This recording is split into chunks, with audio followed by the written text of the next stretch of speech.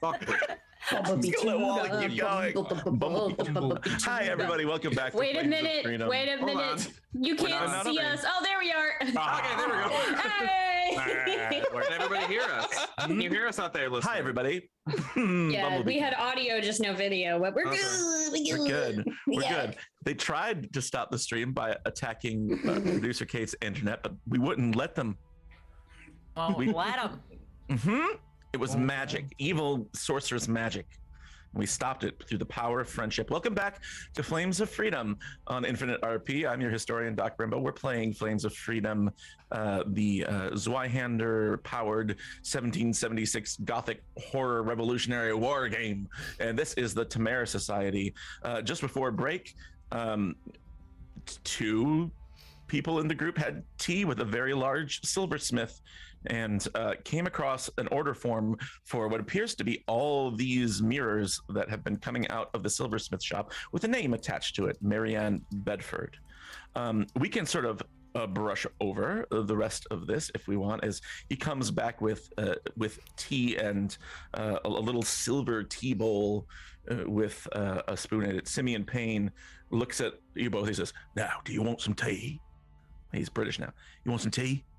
What? No, we would like some tea. Yes. Okay. Yes, that would be. How much tea do you want? You, lady robber, burglar thing. What do you want? Normal amount? I don't know what is this? An interrogation? What are you talking about? Normal? Like, how much tea do you want? 12 cups. 12 cups of tea. 12 cups of tea. You asked how many cups I wanted, and I said 12 cups.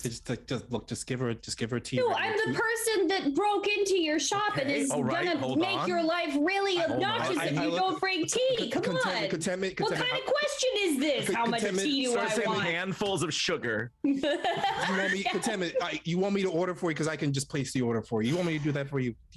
Look, I'll take your tea if you'll answer me one question honestly. And I have one of the mirrors with me because we had taken it to the on our jaunt for the silversmiths to see if we were gonna. I was going to ask you, does this mean anything to you? I found it in the street in the market. Yeah, it means something to me. What does it mean to you? Some of the best mirrors I ever made. For who did you make these mirrors for? I don't know. There's some anonymous such and such forwarded me a bunch of money. How do you think I could afford a place like this? Like 20, 30 anonymous people forwarded you money, or there was one person that made the order? No, one person wanted me to make a bunch of. I had a few left over. I sold some of those, but you always have to make extra just in case. Right, let me ask you this then. But who was the person that was the between you and this guy, the broker? Your point of contact. Oh, okay. It was this real nosy broad, Bedford, Marianne Bedford. She would come and she would pick him up. She always wanted to come halfway through the process. When here, let me show you. And he holds his hands out to sort of like ask for the mirror. Okay, yeah, I'll give it to him. And he and in his hand, it's comically small, because it's just a few inches wide in diameter. And he opens it up, and I don't know if you guys have opened up the mirrors before, but it's got this sheen it's silver inside, but silver, it's polished. We knew. Yeah, really shiny silver. Yeah, it's reflective. And he says, "Now you see here, like when you're working with silver like this." Hold on, I gotta fix my wig. When you're working with silver like this, you gotta like let it set. You can't mess with it, or else it won't be as reflective. It's gotta be very still. But before I poured the silver, she always wanted to, I don't know, like have some alone time with it or some shit like that. So I'd let her come into the shop. I'd go down the street, get a nail, and she would check everything over, and then I would come back and pour the silver. I don't know how to put this delicately, but do you think there's a chance that she could have been using your place of business as a place to conduct a romantic affair, a fuckbush, so to speak? Oh, I look over.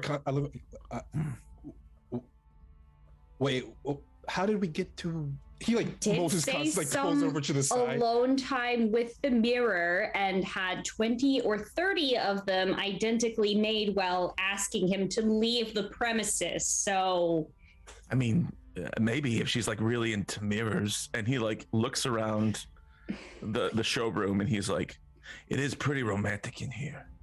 It's not. All right, Constant. That's I appreciate the route that you took with this. It's an amazing route. I didn't think that's actually a pretty innovative thing. Like maybe it could be a fair, but I'm also thinking that maybe this could be linked to the whole knocker thing that's been going on. Oh, Yeah, I mean, maybe. yeah. Oh no, you're not okay. this is the reason why I had to ask. Okay, I had to say it. Listen, I know what you're saying. This lady, she was like, I don't know, she was like really, really old, like 42. You know, it's cool. If she's not your type, that's fine. I get it. I just have to ask. I just have to make sure. Well, How long I'm not is saying she just seemed past her prime, okay? She had like back problems. She was always complaining about those. And I never saw anybody else coming or going. Do you have an address where we can find this lady? No, I mean, she walked in the front door one day and just placed the order then, came back when it was done. I don't know, maybe like someone who keeps records, or maybe maybe you could ask around town, maybe somebody else knows her, but I just got paid, you know, and When was the last time you saw her? Bedford, it's right before we closed. It was she was picking up one last bag of mirrors. She had like a big sack, and came in here, picked them all up, and on the way out, I remember she ran into some British soldiers, you know, the boys, as I like to call them. And she had like kind of a, I don't know, I didn't hear what they were talking about, but they were exchanging words out on the street before she walked off. What did she look like? You said older, right? Yeah, like really old, like 42. She was she had kind of brown mousy hair. She always had like painted lips on, you know what I mean? Like one of those ladies down at the place. What's it called? Holy Ground, you know? Oh yeah, the Holy Ground. Yeah. Mm-hmm. Yeah. I think Contentment knows what this place is just by trade. Yeah, 100%. We Yeah. know 100% what you talk about, buddy. Yeah. No. Yeah. Yeah, we know. Absolutely. He says, anyway, but nobody would want to like, you know, pay her for anything. And second, you know, some people like that kind of she was skinny. She kind of looked sick all the time. She looked sick all the time. Yeah. Okay. Well, I look over at Contentment like, maybe we could ask around. I think we can ask. You think around. you know any? Do you know any regulars that maybe would know about her? Yeah, at the very least, know somebody who knows somebody. All right, we can ask around them, see if we can go by them and see if they know anything. Yeah, we could do that. What are we talking about? No, you are not coming with us. Am I a You're part of the going group to now? No, you're not. Stay right We here. gotta kick the rebels out? No. And conduct Wait, your. hold on a second. What do you mean kick the rebels? What do you mean kick the For rebels? King George.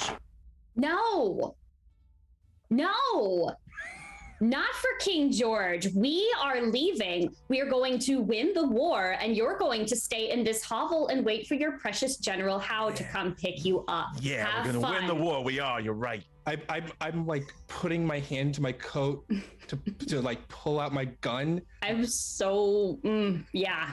No.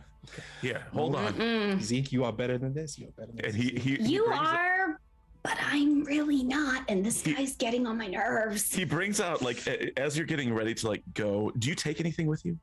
I take the receipt. Yeah, okay, the receipt. And I just like drain the tea before leaving. Like I'm not about to let all that go to waste. I'm drinking it, but I'm Sure. firmly leaving. I take a long sip. I'm like giving him strength. Just we're slurping so loudly. Yeah. And just making him watch. back as you're getting ready. He goes, hey, wait 1 second. Hold on. And he brings back like a tumbler that's about this tall. He's like, here, I just made this. I invented it. Okay. What is it? I call it a Sasquatch. Here, you take this with you. Okay. And it's filled with sugar all the way to the top. He's like, this is for you, sweet, because you're sweet, huh? And he like smiles and leans in down, like because Contentment's what, like 5 something? Yes, she And is. he leans down to like half his size. He's like, this is for you. All right. Here, you take Thank it. you. Some sugar for the road. I'll treasure it always. Thank you for not robbing me. Okay. You know what? And Zeke, like, as like, they're like, you know what? Zeke walks downstairs. And he takes a hammer. I'm gonna steal your hammer. You know what? I'm gonna steal your hammer. That's what I'm gonna do. I'm gonna steal your hammer. Why? Because I'm a rebel. I'm a big old rebel. Bing bong. Fuck your life. And I walk out the room. He's like, all right. Bing bong, fuck your life. Fuck your life. I don't know what to say to that. I don't know what he does. I think he just sort of like stares Outstanding. like he's like, all right, good one. I guess. I mean, it's not even my best hammer. Go ahead. Let's you leave.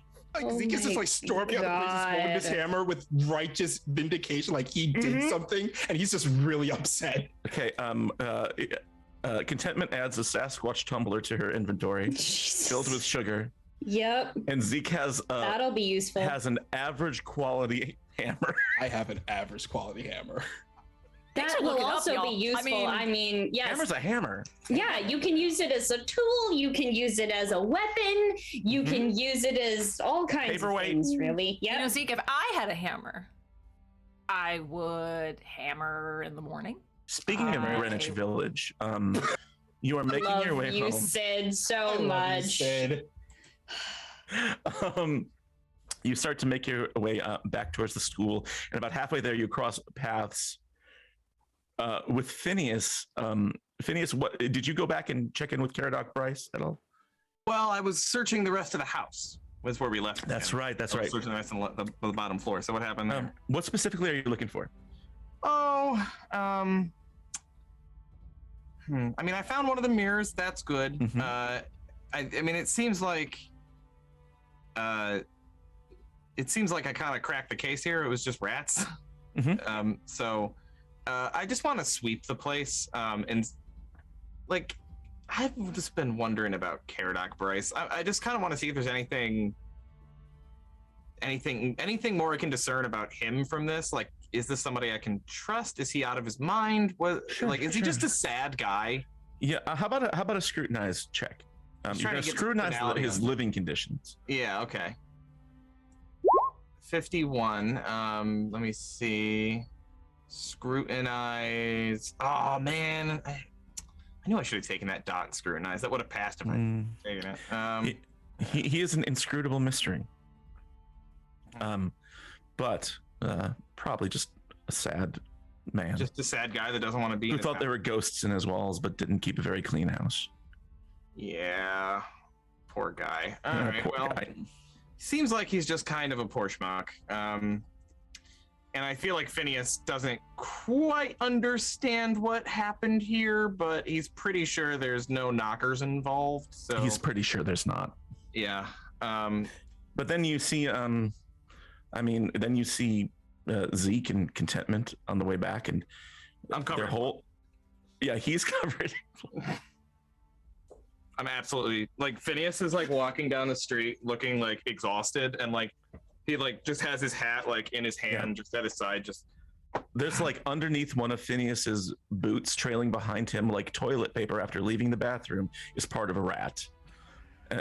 So go ahead. I'm sorry. I was just gonna say, like, as we're walking down the street towards Phineas, Contentment is just like turned to Zeke and is like, "So do you think that guy is ever going to paint over that sign, or is it just gonna say blood back forever?" Oh my God, what happened to you, Phineas? Shit, Phineas. It's okay. It's okay. I'm fine. Kid, that's not. No, it looks real bad. It looks real bad. Really, I'm not even hurt. Honestly, I had a little run-in with. I hate to see the other guy. Well, funny story about that. I had a little run-in with a fucking lobster back, and I pantsed him and sent him walking home. So that was great.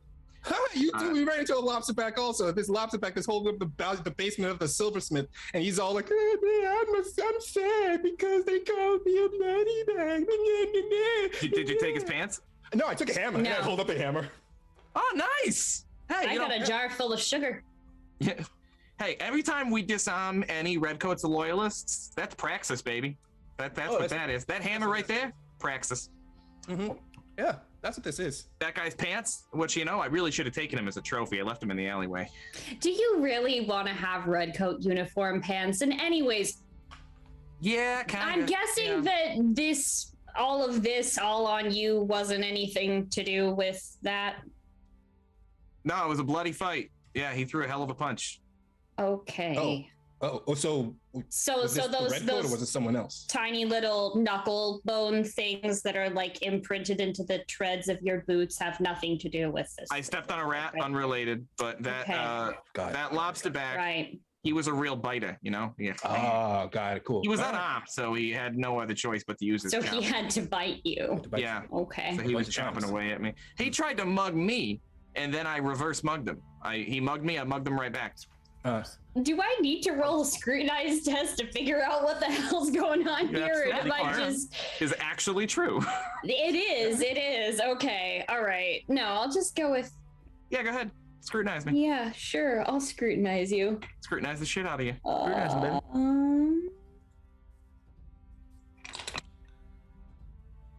Oh, it was so close to being a crit success, but it was still a success. I will choose to not say anything. I'm just trying to put together these pieces here. I'm gonna scrutinize my boy. And while Zeke is looking him over as well, contentment, from all the running and exertion you did, you feel like you've got this tickle in your throat.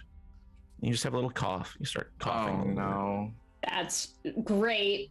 I'm sure it doesn't have anything to do with the single Did you contentment? foot of Did you get dust your on the booster? inside of that silversmith. Huh?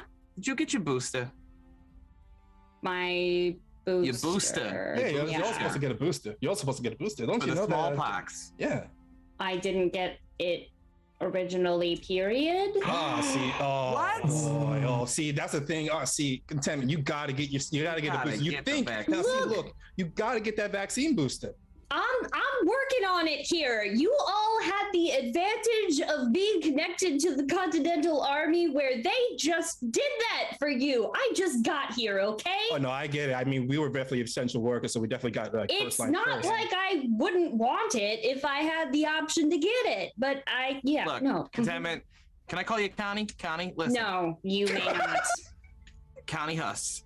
Look. I'm not speaking to you until you call me by my actual real name. So whatever you have to say, and give it a good hard think before the next words come out of your mouth. All right, Hussy, listen. So. Okay, that's fair. Look, if we find a corpse that's all covered in pustules, we'll be sure to give you a little. We can inoculate you. I saw how the doctor did it. It's not that hard. Don't get inoculated off of like a corpse, though. Do you? Ugh. I mean, I think he was still breathing. I don't really want to know, honestly.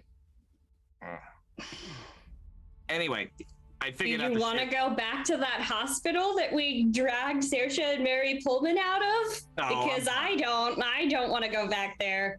No, that's true. We'll work something out. We'll look into it, okay? We'll find a way to get you inoculated because it's going around. It's gonna be a problem. It's always going around. But I looked into that shit at Caradoc Bryce's house. It's nothing. It's fucking and he just like lifts his boot. He's like, fucking rats. All right, well, we got a name. Yeah. Name Mary Bredford. Marianne Brett. Marianne. Bedford. I can't read my own handwriting. I'm like, Marianne. Oh. You'll never guess what I found at Caradoc's joint. What'd you find? Oh, one of these. And he whips out the compact mirror. Well, we were at the place from the guy who made all of those. Yeah. The fuck is it doing in Bryce's house, though? I have no idea. That's the question. Why think is there that any of these goddamn mirrors? Well, looking at the report, it looks like she started with a little bit, and I unfurled the receipt. Mm-hmm. Oh, Mary? Yeah. Well, she was at least his go-between. He didn't say who actually provided the money. She was probably the broker. But if you look here, it started small, then the numbers increased. And what he said is that she came in the middle of the process. Like during the smelting process, she would come in and do something in the back room, and then she would walk out. He said that she liked to spend some alone time with the mirrors. He swore it wasn't a sex thing. But, you know. In my experience, it's usually a sex It thing. usually is. And he also said that he left his house and he left her alone in the place.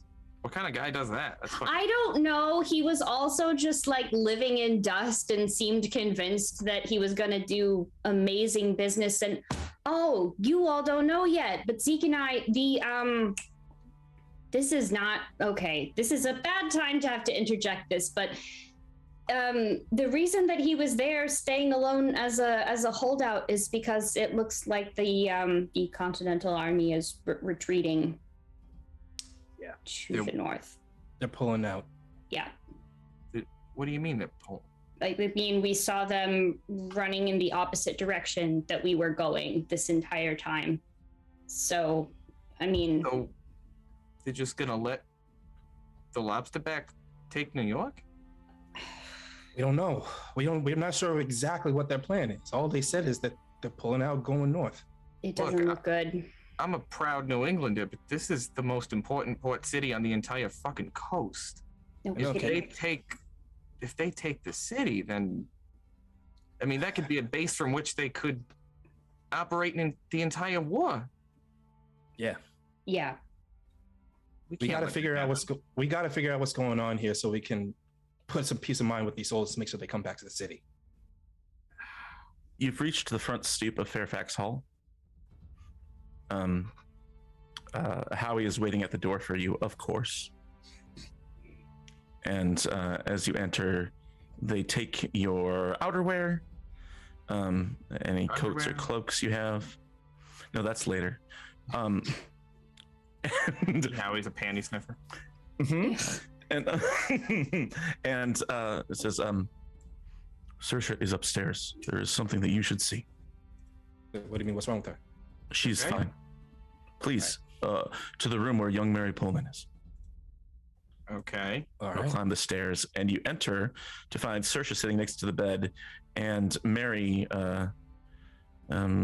asleep, it seems, again. But this time she is bound with some really nice, high-quality ropes. Are they purple?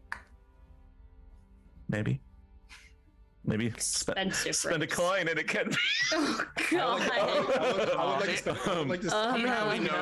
He knows great shibari knots. Oh, my goodness. How many coins do we have? You have 3. We have 3. Go ahead. It's all you, bud. Spend it. Spend it. Yeah. I want to spend a coin. Okay, they're purple silk. I look at this. So I spend a coin. I look at this silk. I'm like, sure, so they come in purple. They do. He's next to you. She leans into Zeke. We actually had a long conversation about it. We'll talk later. So what's going on? What are you doing? A crafting project? Nah, never mind. Yes. You fly a kite? So, anyway. Mary, has many talents. One of which is superhuman strength. The other is apparently seeing through her own closed eyelids,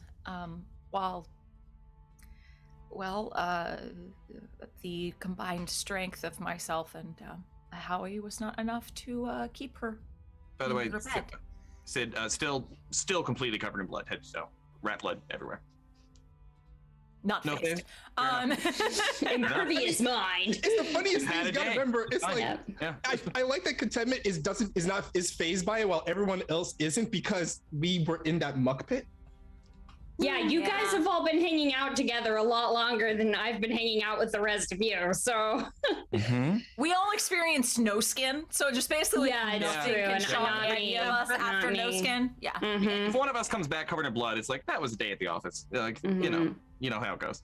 Howie says, we were not able to stop her. I had to administer a dose of distilled opium directly into her veins. And he holds up this small little vial of tincture made from opium and sets it down right next to contentment. You gave her this. Yes, it at least weakened her and rendered her to an unconscious state. Well, for a while, but Yes. What is that? That's drugs. Would it be like laudanum at this? Well, it was injected. I mean, it would probably Morphine? be some sort of, yeah. I mean, tincture of opium, you can inject that as well. So, Oh, it's a tincture. Okay. yeah, What'll that do to you? that'll knock you out for That. a while. I see. Yeah, this. Mm-hmm. Okay, all right. If you'd like, I can watch her tonight. You should rest. You have the street festival tomorrow. Fuck yeah, we still got that thing tomorrow. But we're not any closer to figuring out what is going on with these damn mirrors. And, you know, it's maybe not necessarily the greatest thing for like our public image if somebody comes, you know, rushing out of this building with superhuman strength and closed eyelids after being tied down into the middle of a street fair. Well, could we perhaps combine some things?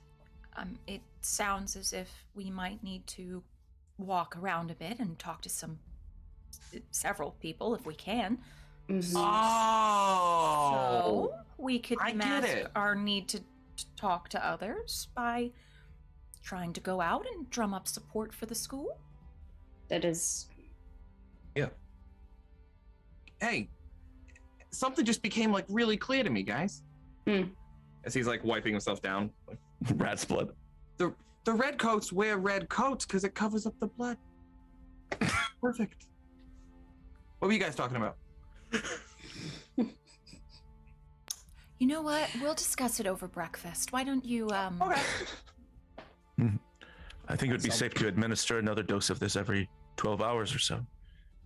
If she grows restless, I may have to push it, but I should have enough to last that long. Are you gonna stay at a bedside all night, Howie? If I must. I do not sleep. I didn't think you did, so I thought that would probably be okay for you. we didn't clear that up last time. You don't sleep. I do not see the need. Wait, but what do you mean you don't You see the do need not- to sleep? Need to sleep. You ever get tired? I'm always tired, but always alert. Well, if you don't ever sleep, that does make sense. How? I think mean- that might be the best question. How do you Yeah. not sleep? I will explain this to you on another day. Please, prepare yourself to rest. You will need it, I will not. In fairness, it wouldn't be the let's again. I remind you of No Skin. Like it wouldn't be the strangest thing we've ever seen if Howie didn't need to sleep. I mean, True. How he goes in and sits next to the bed and just like closes their eyes. like sits there very still. Like a I am one of the Oh, force of me. I am dear. one of the force with me. That's. I have questions, but I'm gonna go to sleep. Yeah, I'm turning in. I'm gonna, We had a hell of a day. Good job. Good work, everybody. Let's make sure we ask about that Mary lady.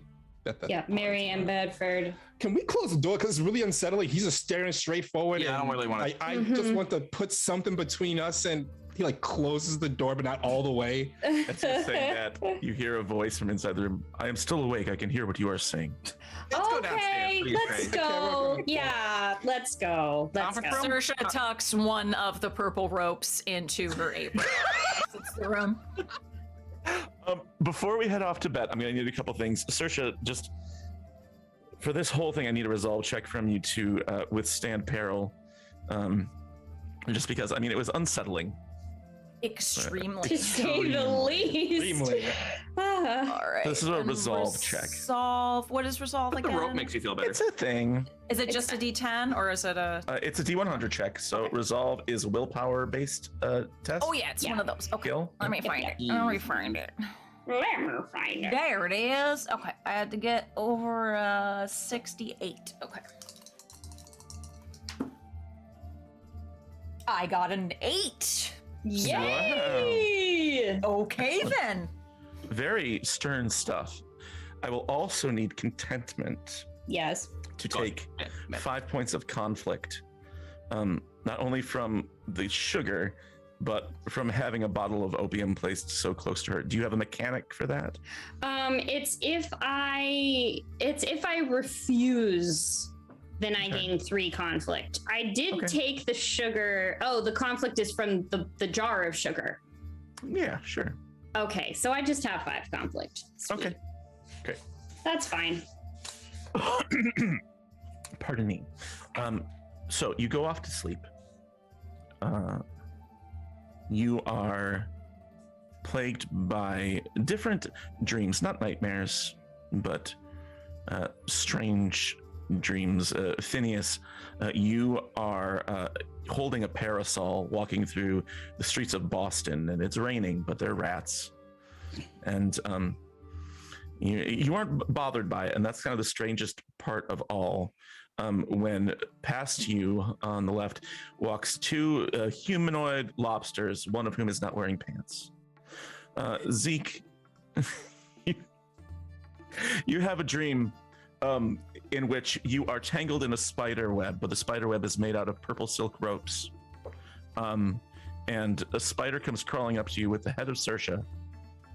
And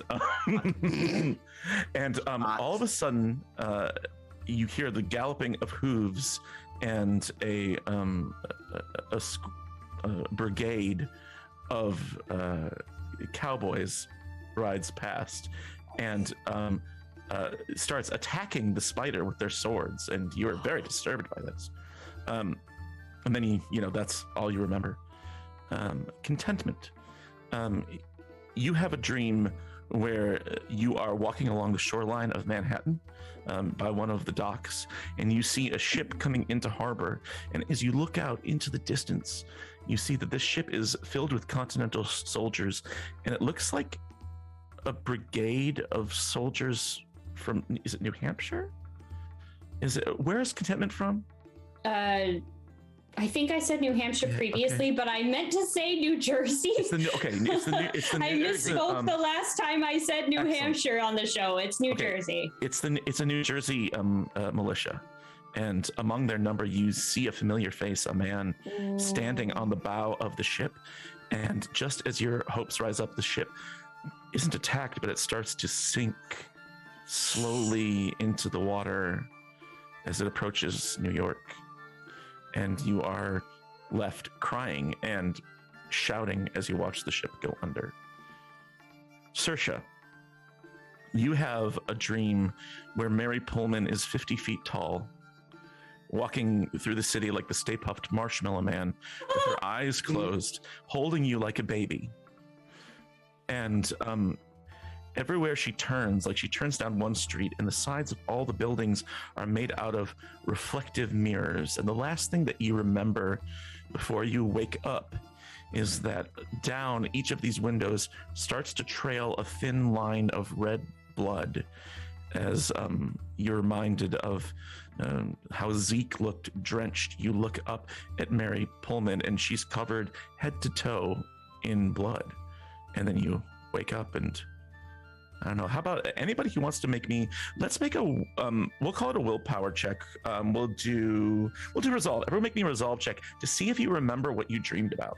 Okay. Okay. Very interesting. Oh, I did. My rolls are such dog shit. 84. I got You 75. arguably 22 critical Nice. success. Nice. What did Zeke get? I got a 75. Nope. Okay. All right. Well, if you failed, you maybe you remember one little bit, right? Oh. You remember like Phineas. Maybe you remember holding a parasol or something like that. You can choose. I'll let you guys decide what part it is. If you succeeded, you remember the dream. But Saoirse, this dream is vivid, and it sticks inside of your head all day long. And I think we're going to give you maybe 3 more points of conflict there. As it sort of haunts your memories throughout the day.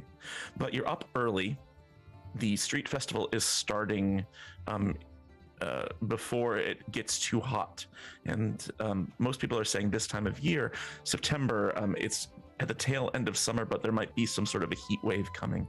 And so people want to get out and get this thing started at the Commons before too long. And so you all sort of mount up ready to go. You go in to check on Mary Pullman, and Howie is still seated there in the same position. And who's the first one to check on Mary? Saoirse, Yeah. probably. Not me. Yeah, certainly. Saoirse? Especially after that fucking dream. Yeah. You enter the room and it's quiet. Saoirse is still motionless, and Howie is seated at her bedside. And you approach to take a look at her, make sure she's unharmed. And Howie, without opening their eyes, says, "I'm glad you're here." And they look up at you and they say, "I need to use the restroom," and gets up and Of walks course, out. please go. And leaves you alone with Mary. What's Saoirse thinking about as she's sort of left alone with this girl?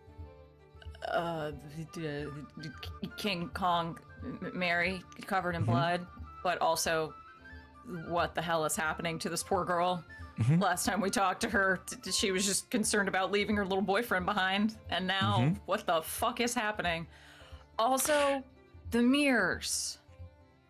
The mirrors. Why did she have all the mirrors? What's up with these fucking mirrors? Is there a mirror in this room? One of those mirrors? We'll say yeah, there is. There's actually the sack, unless somebody moved it somewhere else, the sack is still in here with like a dozen mirrors. And Oh yeah. She'll pick one up and just... Why does everyone like these mirrors so much? Like, pick it up. Just Okay. Inspect it very thoroughly. you open it up and look at the reflection. You see yourself there, looking back at yourself with your heterochromatic eyes.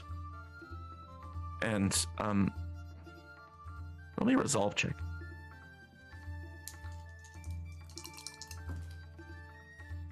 Damn, 12. Okay. You find the way you look to be intriguing. There is something appealing about this little tiny mirror. It's cute. It's pleasant. But then you blink your eyes and shake your head and you close it. You slip it into your pocket. You put it back in the bag. I like to think this is like dramatic pause. Like it was like she's staring at it. She's about to get lost into it, and right as she closes it, it's like jump scare. Zeke puts his hand right on her shoulder. Uh-huh. Oh, you okay? Don't do that. Oh, No, I was saying your name for a bit. what? Seemed like a little spaced out. You all right? It's been a very strange couple of days. I had a strange dream. Strange. Are we ready for the day? Yeah. I guess we are. Hey, weird question. What if I wore like a wide brim hat? What would you say to that? Do you think I could pull something off like that?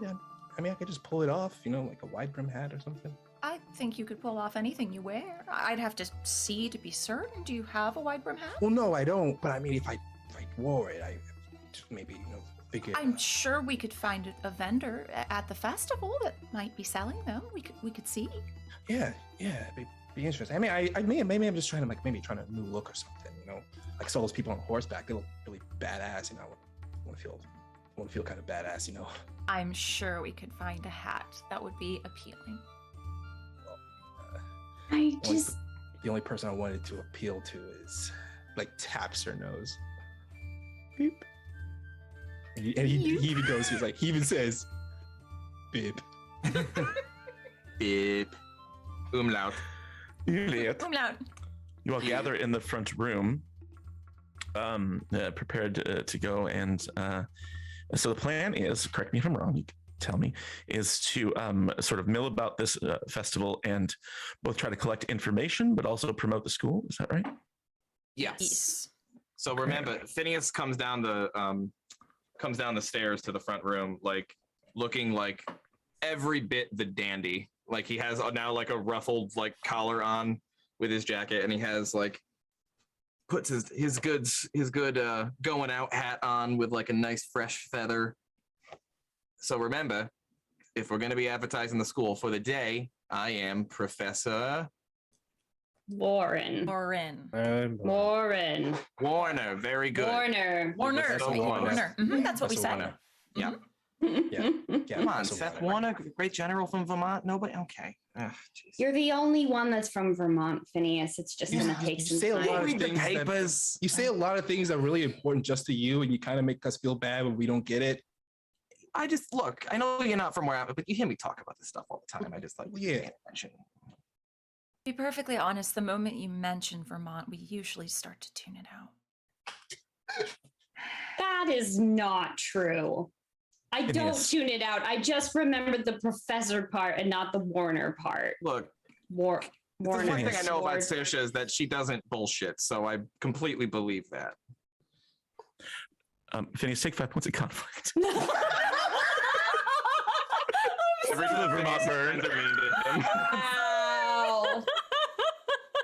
The entire state of Vermont took psychic damage on that one. Sorry. Damn. I He's don't. crying on the inside from that one. Oh. Loves My Vermont. God It's a dang. lovely state. I've been a few times. It's I never fantastic. have. I don't know anything Vermont. about Vermont except, Beautiful. you know, Lovely. the It's historical absolutely stuff. You know what, you guys, Phineas, I remember your stories about Vermont. The clam chowder is delicious.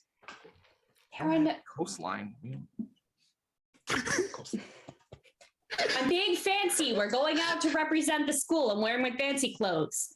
Excellent. Fanciness. I am wearing a crust blue velvet dandy outfit. Think of Jamie Foxx in Dango and Kane. Yes. That is what he is wearing. You look good. He is Wow, just 100% leaning into the wearing cowboy that. stuff. Yes. So good. He's not that. He's wearing that Oh, yeah. crust blue velvet that he wore on the plantation. Oh, That is what okay. he's Mhm. wearing. Just crust blue Every bit the velvet. dandy. Every bit the dandy. What's Saoirse wearing? Because everybody's all fancy. Is she participating or? I don't know how many fancy things that Saoirse has. Everything that she wears is quite fashionable and well made. Mhm. But I don't know that she has anything fancy. Can And she's I- realizing Saoirse. that looking around at everyone. I got something for you, and now I understand why this all makes sense now. I got it. Perfect. I'll be right back. And he runs upstairs to his room, and he comes back with something behind his back. He's like, I had this dream last night. It was the craziest fucking thing. I don't remember like anything about it, except this one thing. You need a parasol. And he just gives you a little parasol that he probably stole from upstairs. This will look perfect, and it's great for a day out in the sun. I do tend to burn a little. Yeah, you roast like a lobster. I mean, no offense, you know what I mean. None taken at all. You tend to burn easily, babe. Yeah. Well, mainly freckle, but thank you. You're welcome. Put on her. And off you go. The Commons is, I'll have to look at my map, but not terribly far from where we imagine Fairfax Hall to be. It's a park today in modern times, but it's at the corner of Broadway, and it's by like the old Presbyterian Meeting House. It is Broadway and what? Oh, I gotta look. It's where Broadway splits with Bowery. Right? Yeah, okay. yeah. And Division, Broadway yeah. and 14th, I think. Yep, that sounds right. And so it's a big triangle, basically, and it is right across the street from a big workhouse where people sort of like do, like, you know, like leatherworking and odd jobs and things like that. And it is also sort of catty corner, however you say it, to St. Paul's, which is the church, I think, where the hospital is.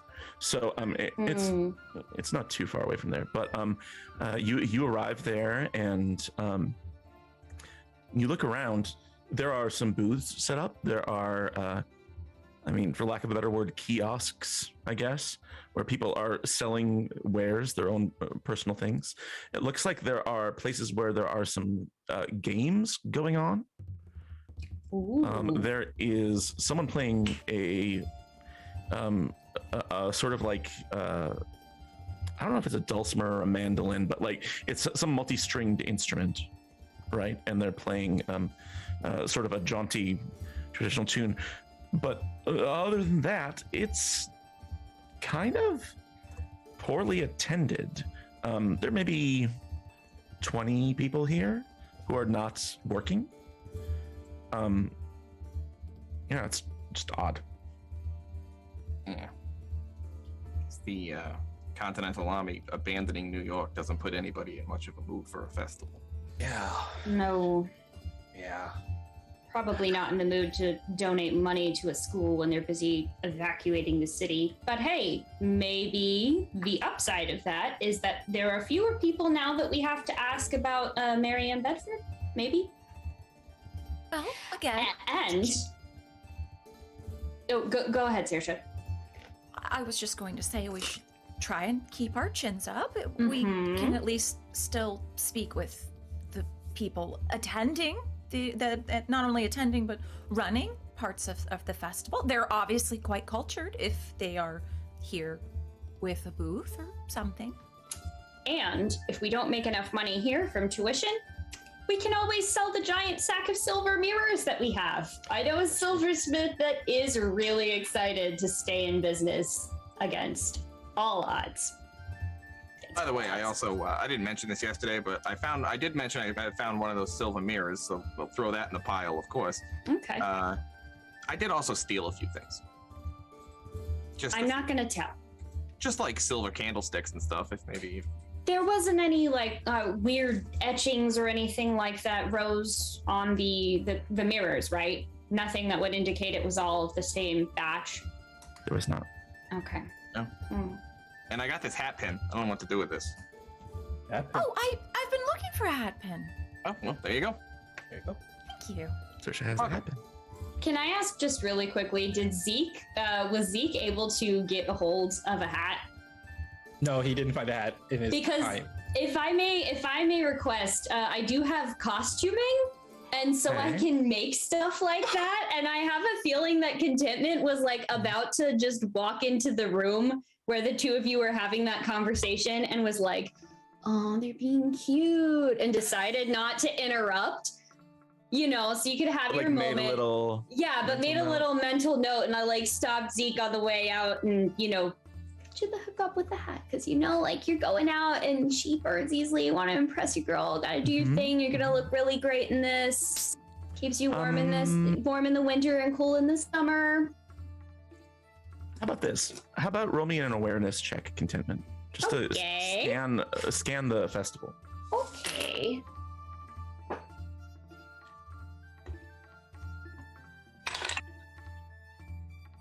I'd like to use a coin, please, for true love. You got it. That Do means we it. all have one left. No, it's a 97. Oh no!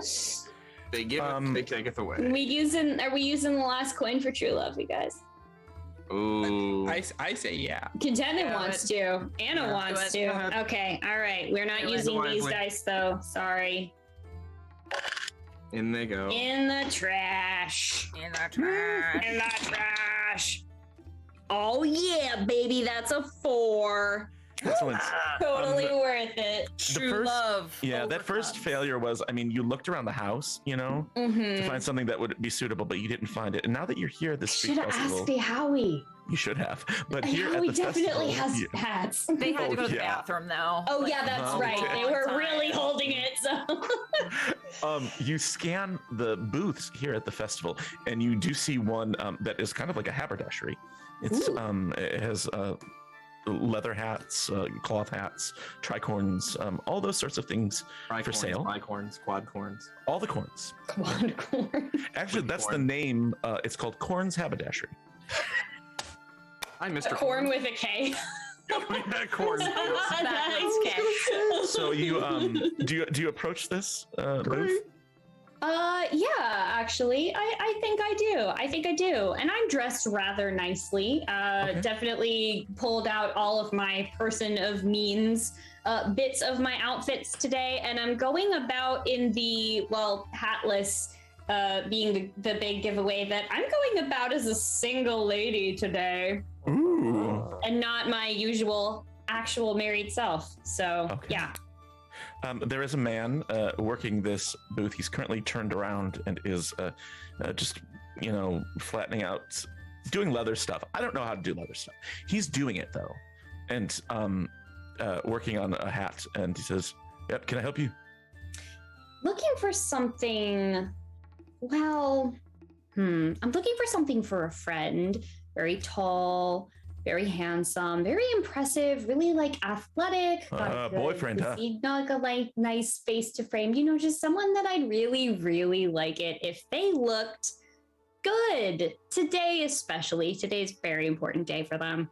All right. Well, we got tricorns, we got bicorns, we've got 4 corns. Which of the corns? We tried doing a 5 corn. Comes a point where it's just too many corns. We went too far. You fold it and it's like a friggin' wagon wheel at that point with just all of the spokes. Eventually, we added so many coins, we made a circle. Eventually, it just folds. became a circle again. Literally came a circle. Well, I know that Zeke wanted a wide-brimmed hat, so I want to see, and this is where we would get the tricorn bit from. Yeah, that it's wide-brimmed enough that he could tack it up on one side or at 2 points if he really wanted to make it into a tricorn. But I want just your basic black felt hat, maybe with a nice little silver pin thing that you could use to like a farmer's hat or something like that. No, like a gentleman's hat, Okay. I want to check here in some way to see if he has what you're looking for. Okay. Let's do just, it might be persuasion, or charm. Ooh, let me do charm. Sweet. Okay. And because this is related to costuming, I get to add plus 10% to my charm. So 61 success. Excellent. He has this cloth felt hat and like a thick, high quality felt. He brings it out, and it's it's got a domed top. It doesn't have the indentation that we think of in cowboy hats. It's more domed like the one that Colin's wearing on top, but it is the right sort of circumference around. And looking at it, you think that if you were to adjust it a little bit, or have this gentleman adjust it a little bit, he could maybe craft it to look kind of like what Zeke was describing. Just there's this one. It's it's 6 silver. That is perfect. All right. 6 silver, you say? All right. That is done. All right, there you go. I'm not even going to try to haggle. I just want Zeke to have this nice hat. I'm going to describe to him what we're looking for, and because this is a felt hat, you just add some water and reshape it, and then it dries and it just stays in that shape. So I'll come back in 20 minutes or whatever when it's time to come pick the hat up, and it'll be the perfect shape. He goes to cure it and soak it and reshape it for you, and he's willing to do that included with the price. But beautiful. Before you go, he takes the hat from you and he leans in really close, and he doesn't touch you affectionately, but he touches you on the arm and he says, "Hey, be careful, yeah?" Be careful? Well, yeah, everybody. Be careful of what? It's a street festival in the middle of the day. What could possibly go wrong? He looks at you like you're an idiot, and he turns around to go work on the hat.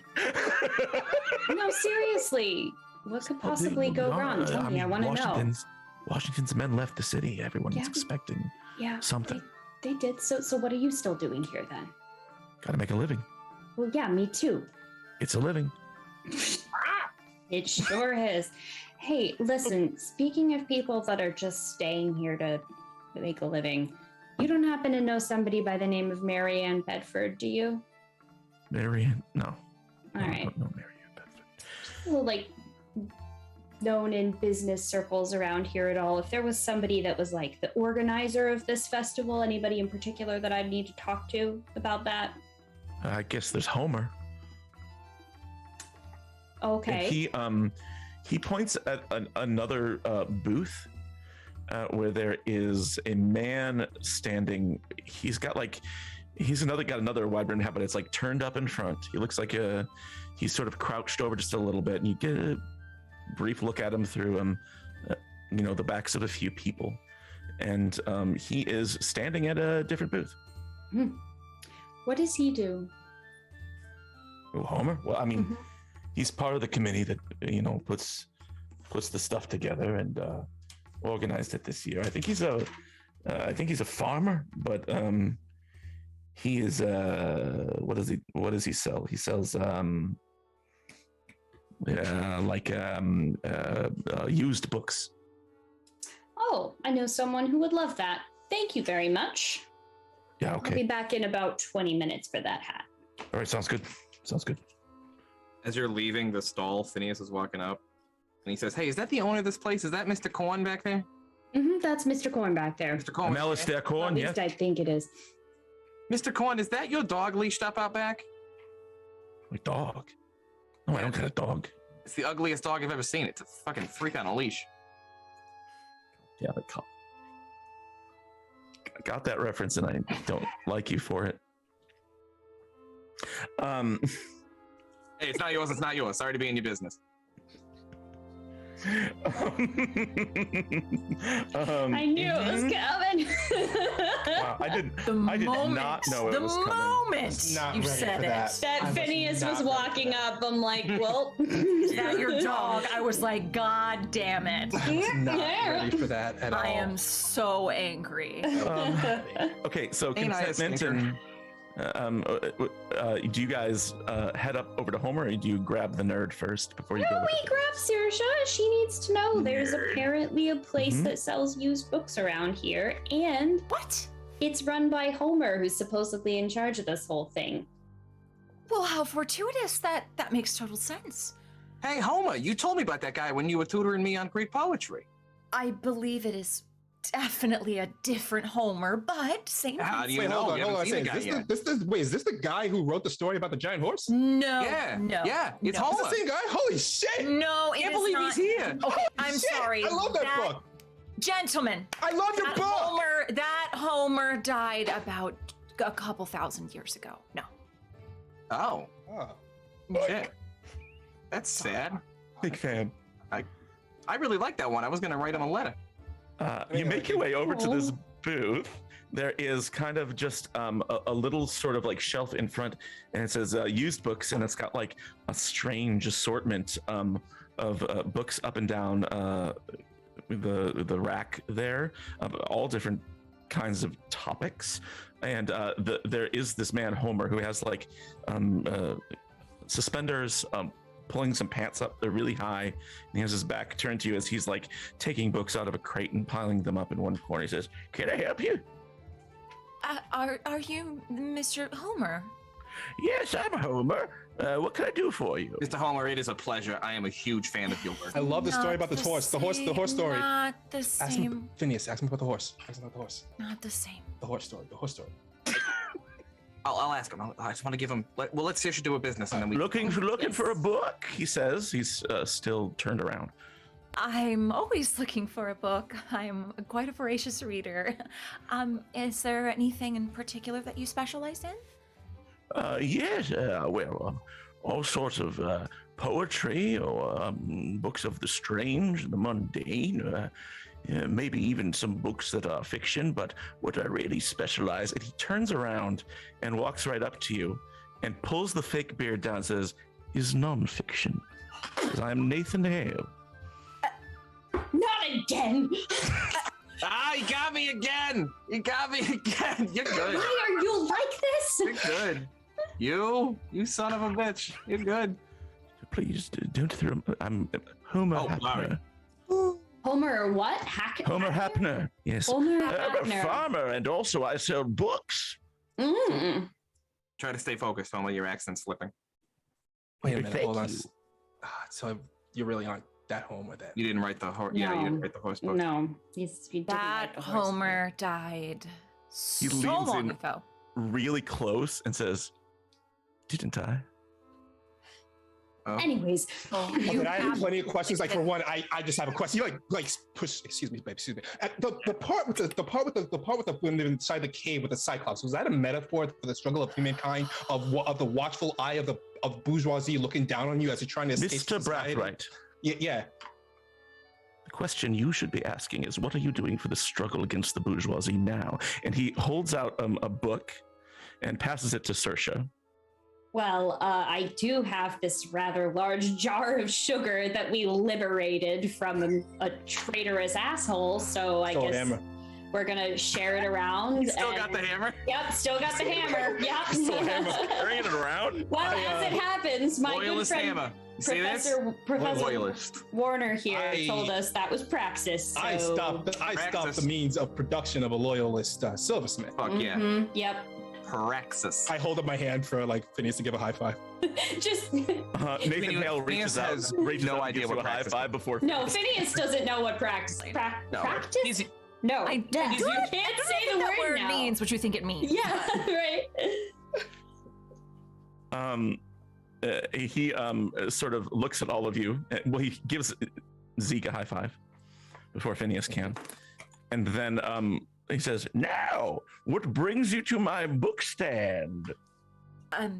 Books? And also, well, yes, books for you for sure. Stories about Marianne Bedford. Does the name mean anything to you? He strokes his big fake beard, God, I hate it. when and he does as he that. does it, sort of pulls off his face a little bit, very non-believably. No, you just gonna. And And I'm gonna do the mom thing where I just like smudge the grease paint a little bit, so yeah. He's got one tooth painted black, like he's in a middle school play. Right. Oh no, like he's that silversmith. No. It wasn't him, was it? Okay, well, he God, has it was the him. disguise Oh my that God, no one can was it? see through. He has the disguise no one can see through, He so could be there's an a 8-foot-tall chance. man. It's true. There is Oh the my fact God, that he was like- it? He was on You- stilts. They had platform shoes back then, guys. Focus. Oh, I had to ask. I'm sorry, I had He's to not the know. silversmith. I had to He- know. He leans in and he says, "Marianne Bedford. Well, I suppose if you're looking for her, might need to go further than you expect. She's dead." Oh, it all makes sense now. I told you that we should have gotten a priest. I told you that when Mary Pullman started acting weird, there might be a chance that there was some kind of possession afoot. Possession. Yeah, okay. Hear me out. Marianne Bedford has to be the go-between for all these fucking mirrors that this guy at what's his face, Simeon Payne has at his silversmiths, right? She's supposed to come pick them up. Mary Pullman, we find with a giant bag of silver mirrors that then get scattered all around after she stabs Saoirse and then falls down into the street. She starts waking up, not really, doing weird things with her eyes shut. Have you all really never heard of like possession, witch trial type of things? They happen a lot around here. Actually, to be honest, contentment. This is actually the first time we've encountered possession. We've encountered a lot of things. We've encountered people chanting spells, creating smoke. We've encountered skinless people. We've encountered giant rats. We've encountered zombies. We've encountered normal-sized rats too. Normal-sized rats. We've countered the undead, but to be honest, possession is a new one. It's a new one. Possession is actually a new one on us. This is a new one for the list. This is definitely a new one for the list. One of your garden Milestones. variety hauntings. Well, So Mary is possessed by Sex. Mary Ann? I think. that it? It's awfully confusing. that makes Yeah, sense. at least the names weren't so close. Yeah, strange. It would be nice. Well, now you have books on strange topics. Do we have any books about how to get ghosts out of teenage girls? Hold on. Wait. Hold on. That's extremely specific. Well, I mean, there, like I said, there are people that work for churches or different communities, and they do this kind of stuff. You know what? But hold on. I feel like we just steamed ahead and we missed. Nathan, how do you know who this person is and how do you know she's dead? I have my sources. I know how information moves throughout the city. She was killed, seemingly by gunfire, 3 or 4 days prior. Where's the body? Strange, though. Yeah. She was at a house on the east side, and there was a apparent break-in. I can give you the address. And he What are you waiting for? writes it down on a little piece of paper and slips it like into like a book called How to Get Ghosts Out of Teenage Girls. Wow, that's on Did point. Have you read this before? How did you? All right. Thank you. It was worth an ask. Is the address of Caradoc Bryce? It is not. It's a different Okay. address. Yeah. There By the goes way, that theory. When we get a minute, I want to talk to you about that because I figured out what's going on. Also, we got to collect that reward for that shit too. Yeah, we do. You got to get paid. Good.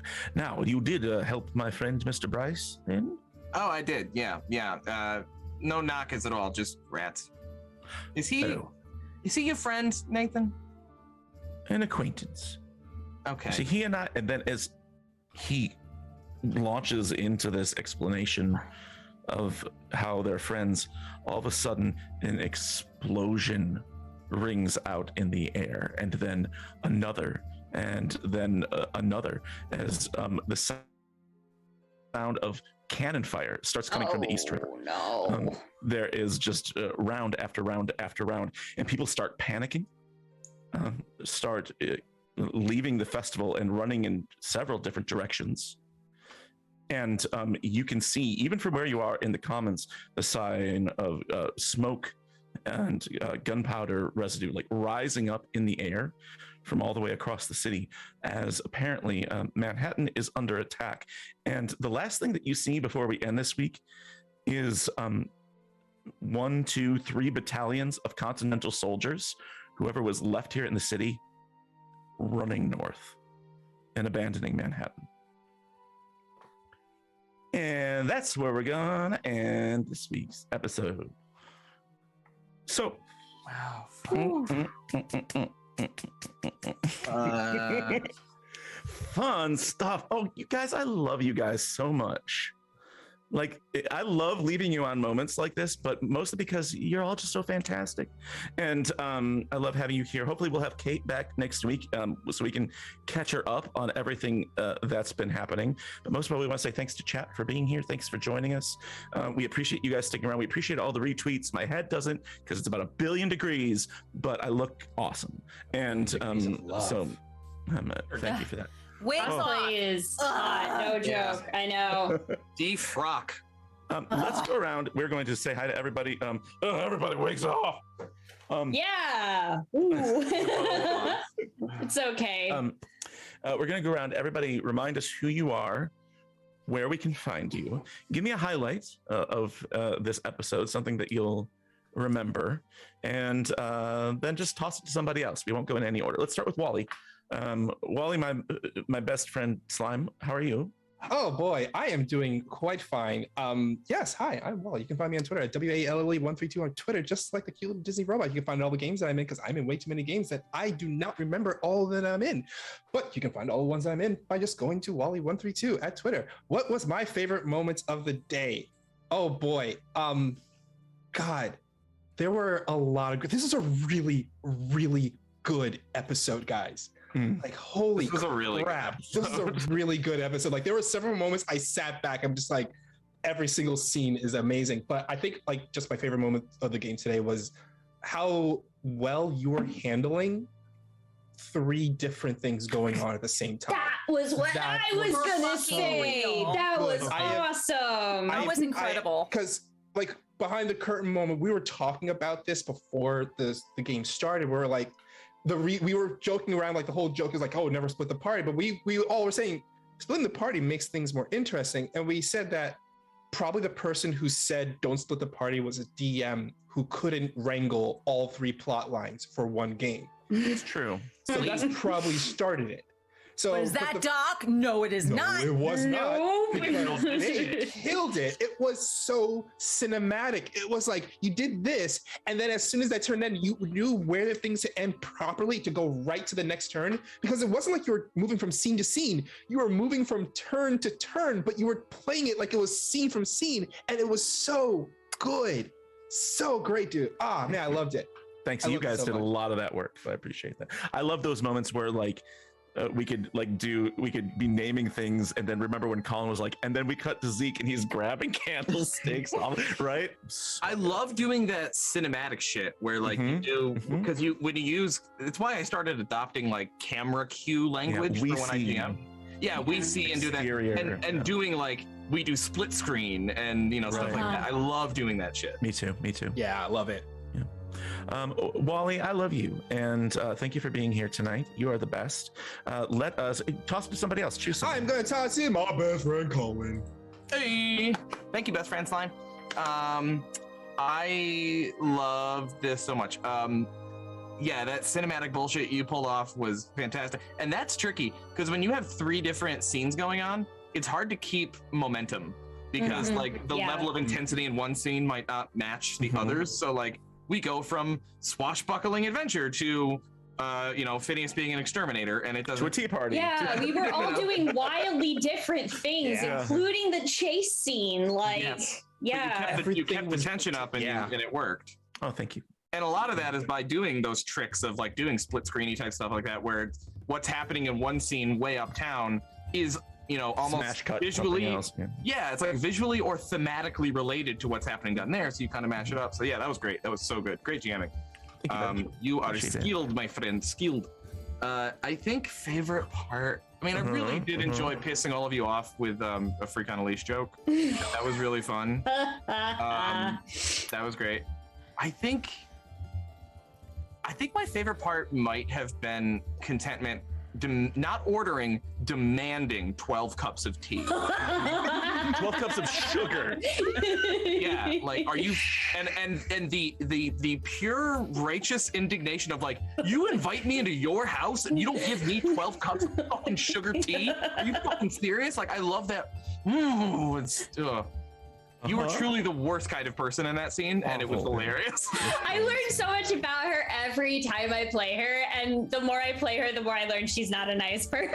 She gets weirdly entitled about things. Yes, she does. The most about her is that she's 100% the audience stand-in in the worst possible way. Because she's constantly going, this is ridiculous. Why the fuck are you guys letting this happen? It's like, because we saw it like last week. Also, I didn't say my stuff. Like, I'm Colin. I'm at Colin Omicon on Twitter. I do this, and also I run a game company with Anna down there. It's called Six String Games, but I always talk about all the Six String Game stuff. So this time I'm gonna let Anna do it. Oh, me? Yeah, you get to do that, and then keep going. Wait till you're done. I want to do something before you toss it, though. I do another stream, which is Friday nights on Valdrian's channel. I do a game of Heartbeat Perfect Sync, where I play Alex/Axel, who's a very sweet boy who's also possessed by a demon. And if that's not enough to make you watch it, if you watch it, I wear this wig. The wig. Oh no. Yeah. You want to see it? Wig. Yeah. The best part of last week was you headbanging the wig off your head and it flying across the room because the hard rock was too hard. You look exactly like Jim Morrison, and I hate it. You look like a dead ringer for Jim Morrison. I hate it. You can have this so every much. Friday. Thanks, well, you can have this every Friday, except this Friday and next Friday because Val's on vacation. But after that, Fridays at 4 p.m. Eastern on Valdrian. And that's all for me. And I'm going to give it to Anna, but Justin, I do want to say something. I always like to give specific stars for all my babies, and I forgot to do one for Wally. Mine is that moment when Zeke walked in and interrupted Saoirse's sort of transfix. That was great. Yeah, because earlier today we were talking about Ghostbusters 2, and that's definitely a moment from Ghostbusters 2. Yep, that's exactly why I did it. Because it was sitting in my brain the whole time, and then as soon as he looked, I was like, "Oh fuck, I'm not missing out." No, that's one of those moments. This is how I judge great roleplay moments, which is, can I hear the soundtrack in the background, like without anything? And like that was a moment where I heard the soundtrack because you did that thing where you clapped it shut. So it was one of those slow builds, and then snap, back to reality. Whoop! There goes gravity. That was and the reaction was killer too, Sid. You had a great immediately jump right into it. That was so good. It was so good. Colin, my shout out for you, my star for you this week is when you brought Saoirse the parasol, which is it raised the question of why Zeke has a parasol in his room, but also Like, it was just beautiful. It was such a sweet moment. I was wondering if you were going to just let me get away with that. Like, I just absolutely imagined a parasol into existence, but it's pretty. You absolutely did, and there is one. Yep. Yeah, for sure. So Anna, you toss it to Anna. It's me.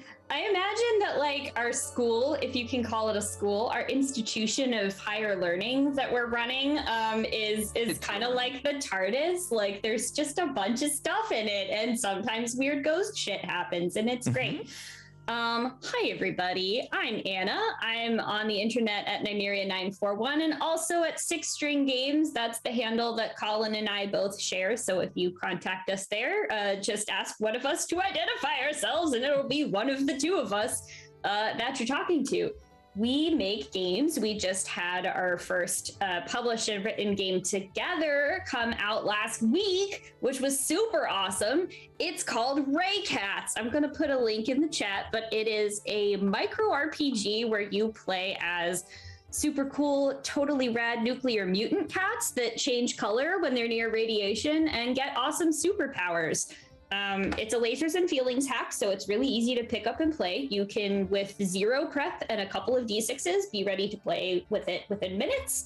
And I think it's pretty fun, so much so that we're actually going to be streaming a one-shot of it this week over on Weave the Tale on Wednesday at 5 p.m. Eastern time, according to my calendar. So we'll be posting about that on Six String Games on social media more often as we get closer to that, but I actually finally get to play the game because in the long-standing tradition of all of the games that I work on, Colin always gets to play them before I do.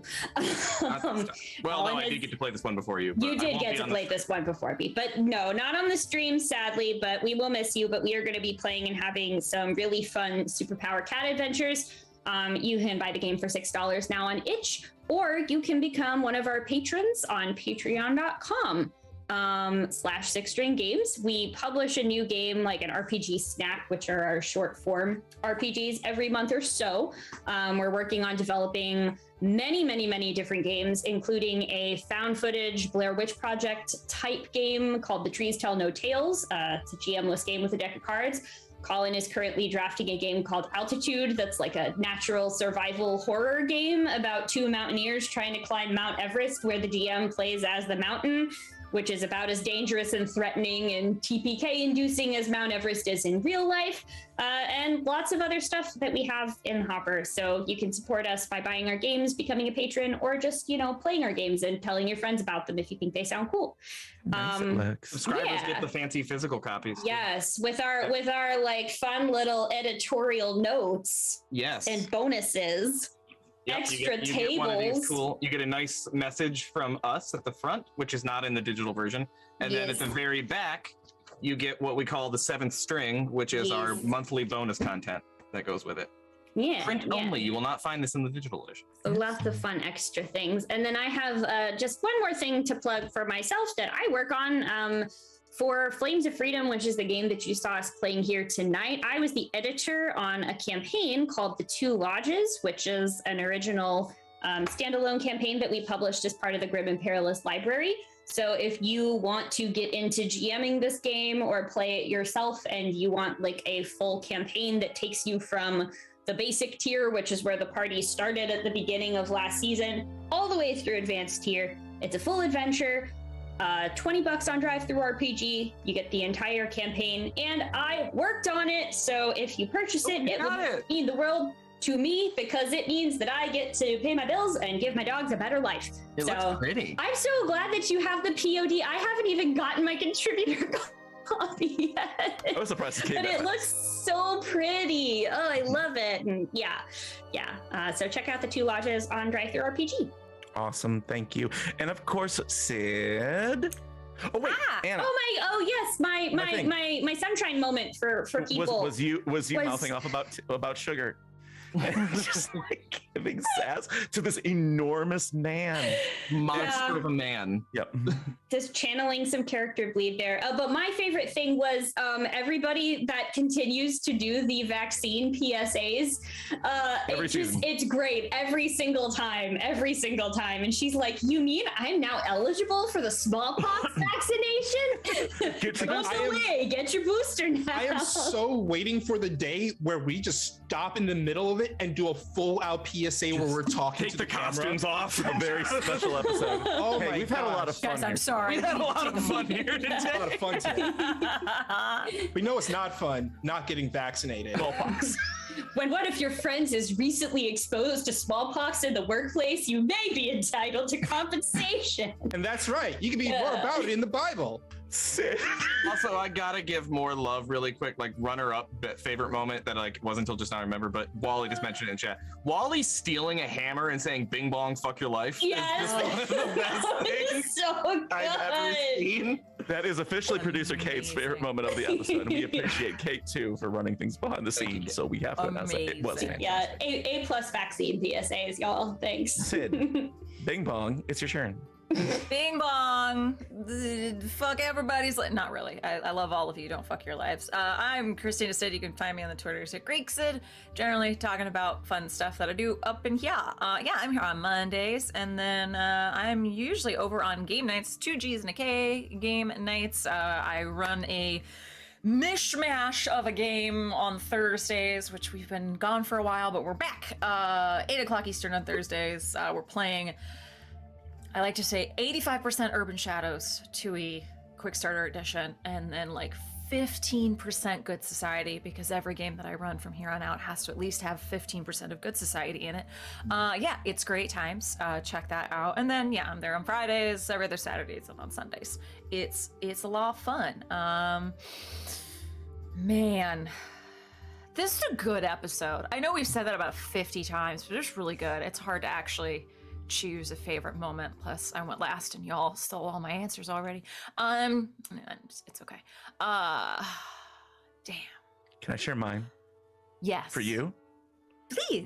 My favorite searcher moment was the ropes.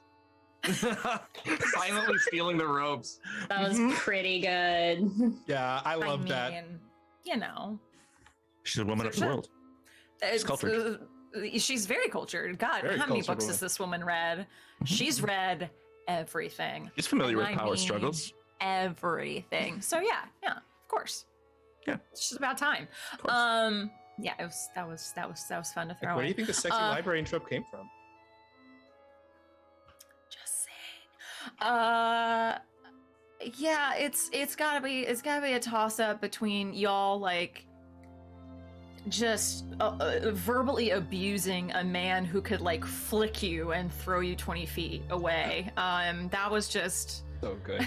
just want to like group meets gigantic. Literally, the man's name is Simeon. Hello, Simeon Payne. hello. Yes, his name is Gorilla Pain. His name is Gorilla Pain. Ouch.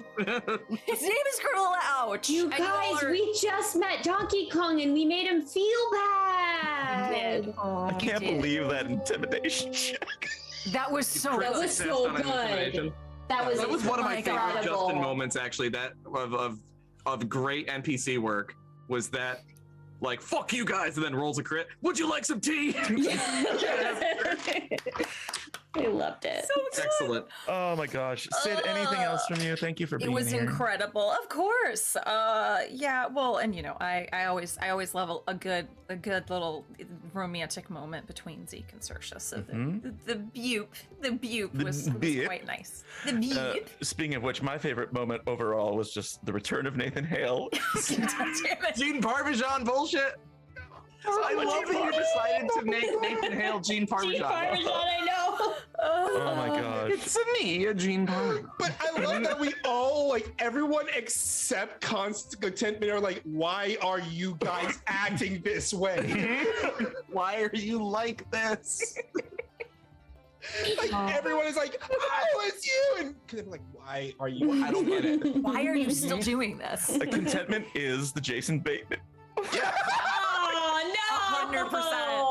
I literally played it. 100%. I The purposely most played it straight like man Jessica character Walter. I have ever played. I even did like the Lucille, like, ah! Yes, I loved it. I love that you did that. Got me again. That's why because I saw you did that, so I just did like, Yeah. it's him. Back to clip that. I'm dying. By the way, canonically, Nathan Hale in the first episode came to me as Biggs Kloosterskater, and then canonically you said that he stepped outside and got hit by a wagon. Yep. He did. Next week we see how he's limping. That's why the newest character is an old man, because and no one was hunched over. I do want to say that I did make good on my promise that you'd never see Big Kloosterskater again. I feel like there's one more. But at what cost, Justin?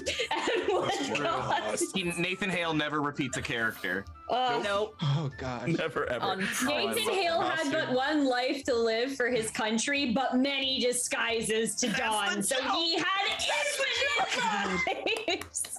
That's good. That's High five. Oh my God! Thank you for getting it. You're welcome. Well done. I'm Doc Rimbo. I'm Doc Rimbo here on Twitch. I'm Doc Rimbo on Twitter. Here on Twitch, I tend to stream a cowboy video game where I pretend to be other people, and it's a Red Dead Redemption 2 online role-playing server called WildRP. I play a sheriff. I play a perpetually 19-year-old / 12-year-old girl named Princess Biscuits. It's a great time, and you can come watch me on my channel anytime for that. On Thursday nights, I'm here on InfiniteRP playing the Lost City of Vadronis, which is a homeworld, homebrewed 5e game where I play a warlock named Marcoris Deg, who is slipping into being a worse and worse person while his imp familiar is slipping into being more and more human. It's fun. And so you can come check me out anytime there, but Monday nights is a very special night for me, and I love this crew so much, and it was just a great evening. So I want to say thank you to them. Thank you one more time to chat. Thank you to the folks at Zweihander and Andrews McNeil for making such a fun game. Thank you to InfiniteRP and to Invisible Kate behind the scenes for pushing the buttons and dealing with a brownout in the middle of the episode. And we sure appreciate it.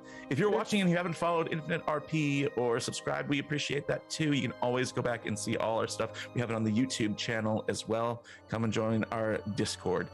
We are going to go to some credits, but everybody stick around. We are going to be rating Indoor Adventures, who are playing over on their channel. We're going to go see what they're doing. So until next week, bing bong, fuck your life. Thanks, everybody. That is our outro from here on out. Bing bong, fuck your mother. Thank you. We've been great. Bye. Back to you, Justin. Oh, when I was a lad, oh, so my mother told me, way Holloway will Holloway show, that if I not kiss the girls, my lips would grow all moldy. Tell me, way Holloway will Holloway show.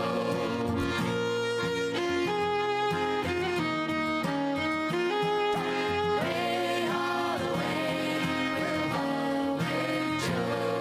Oh, way Holloway, the good ship now is rolling. Way Holloway will Holloway show.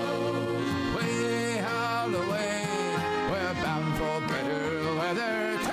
Way Holloway will Holloway show. Once I was in Ireland, a digging turf and taties. Way Holloway will Holloway show. But now I'm on a Yankee ship, hauling on the braces. Way Holloway will Holloway show. And I got the Brooklyn girl, she damn near